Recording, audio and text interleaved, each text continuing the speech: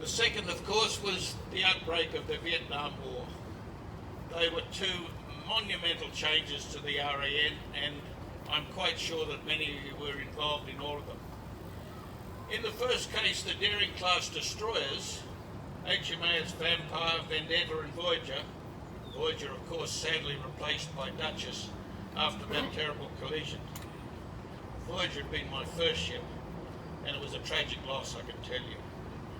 The Darings, those three ships, were in much need of repair and upgrading. And we had a decision, or the Navy had a decision to make as to which ships would replace them. They looked at the British County-class destroyer and considered that that wasn't adequate.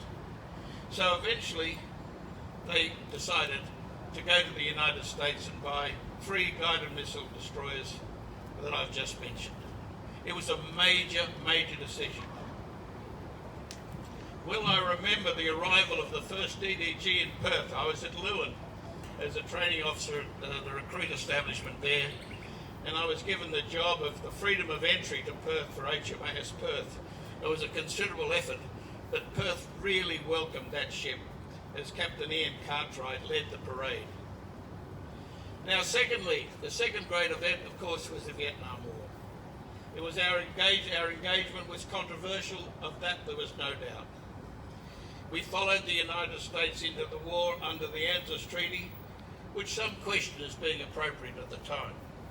Australia's involvement in the Vietnam War initially began with a small commitment, a very small commitment of just 30 military advisors in 1962. Then it increased to 7,672 following the Menzies government's decision in April 1965 to increase the commitment to ensure South Vietnam's security.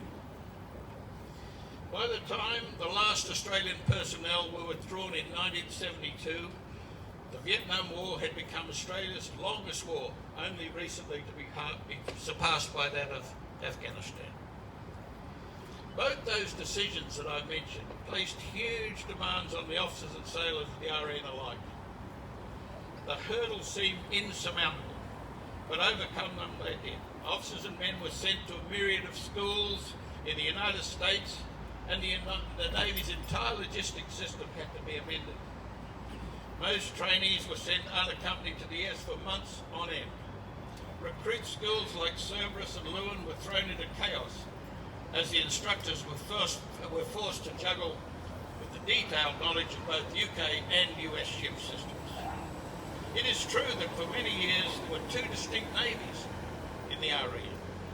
One based on UK installations, and the other based on the United States equipment which we'd just acquired.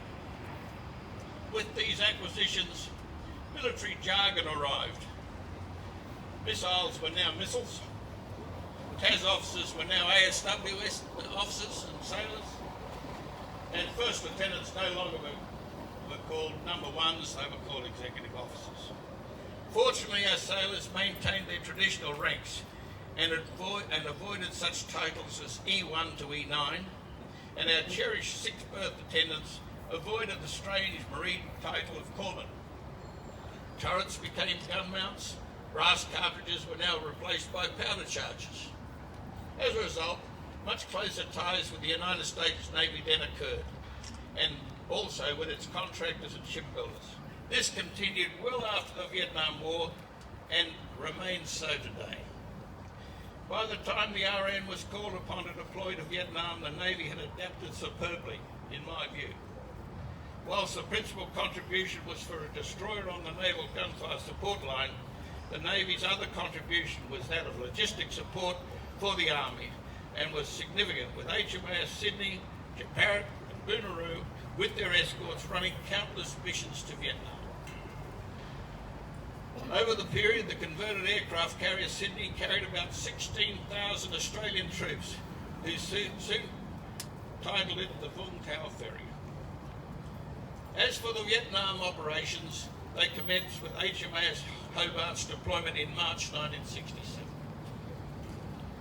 Naval Gunfire Support Ship followed, Perth with 3 deployments, Hobart with 3 deployments, Brisbane with 2 deployments, and Vendetta 1.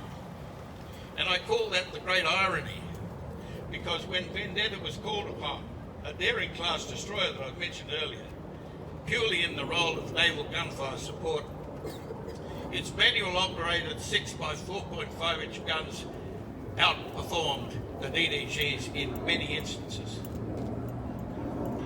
The provision of naval gunfire support to our force ashore was vital, not only engaging and silencing enemy artillery and engaging the Viet Cong, but providing night fire barriers, H&Is we call them, which gave security to our allied troops, thus protecting them from unexpected night attack.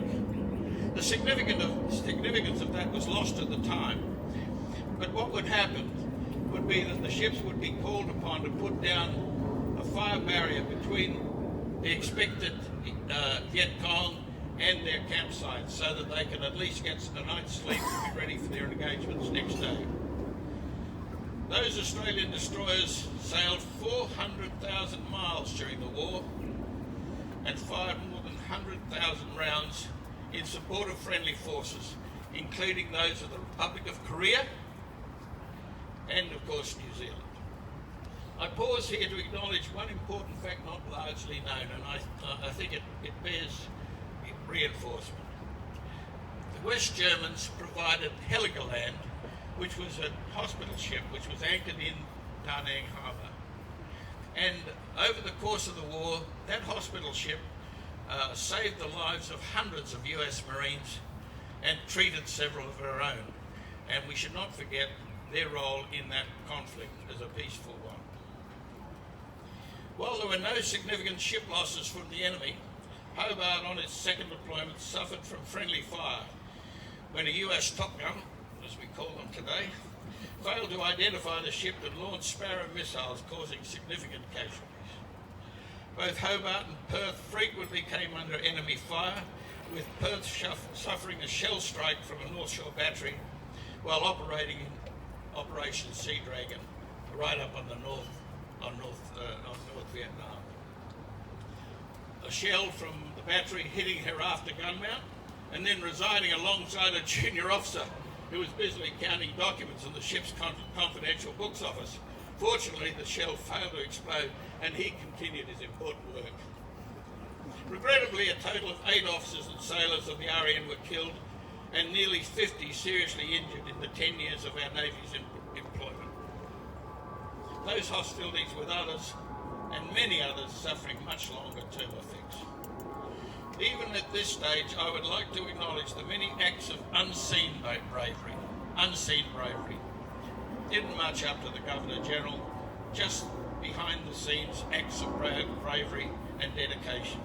When sailors were called upon to search suspicious Vietnamese craft, or when gun mounts critically overheated, when HE shells ruptured, or when engaged in the very hazardous transfer of 1-ton pallets of ammunition coming from the logistic ships of the United States Navy.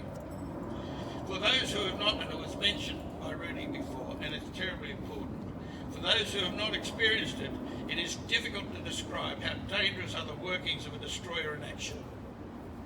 And it is only by the skill, training, and oversight of our senior sailors that ensured that most of our sailors came home safely. It's also appropriate again to remind ourselves in the overview of it all that a total of 521 Australian lives were lost in Vietnam, and many thousands are still suffering the effects of their service, as Rudy so eloquently pointed out. However, because of your service, the Australian Navy has developed into a sophisticated and technically advanced fighting force. Having learned well from those experiences, I am certain that the contributions made during the Vietnam War have been passed down to our current force, and now it is recognised as a modern, sophisticated force with great skill. In conclusion, it is entirely appropriate that we gather here today to honour that service and ensure that your service is not forgotten. For whilst governments don't always get it right, we can always rely on the men and women of the Australian Navy to serve with honour and pride. Thank you.